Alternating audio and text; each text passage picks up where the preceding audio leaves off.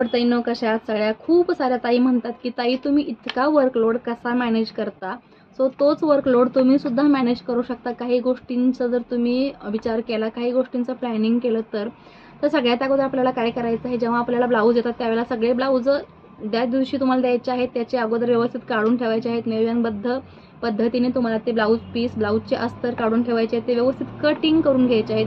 Cutting केल्यानंतर proper त्या ब्लाउजांचे कलरचे धागे, त्यांचे बॉबिन्स, त्यांना लागणाऱ्या गोष्टी, लेस असो, डोरी असो, इतर कोणते पॅच असो, सगळ्या तुम्हाला हातालगच ठेवायच्या आहे. जसं की मी ठेवते. मशीनच्या शेजारी तुम्हाला नेहमी हा टेप ठेवायचाच आहे. एक चॉक ठेवायचा आहे. कटिंगसाठी कैची ठेवायची आहे.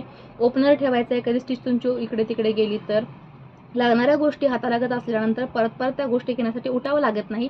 तितका वेळ आपण आपल्या शिलाईमध्ये यूज करू शकतो आणि आपलं स्टिचिंग स्किल आहे ते इन्क्रीज करू शकतो. असेच छान छान व्हिडिओ पाहण्यासाठी किंवा ह्याच्यासाठीच लॉंग व्हिडिओ जो आहे तो अपलोड झालेला आहे. तुम्ही जाऊन क्लिक करून त्रिकोणावरती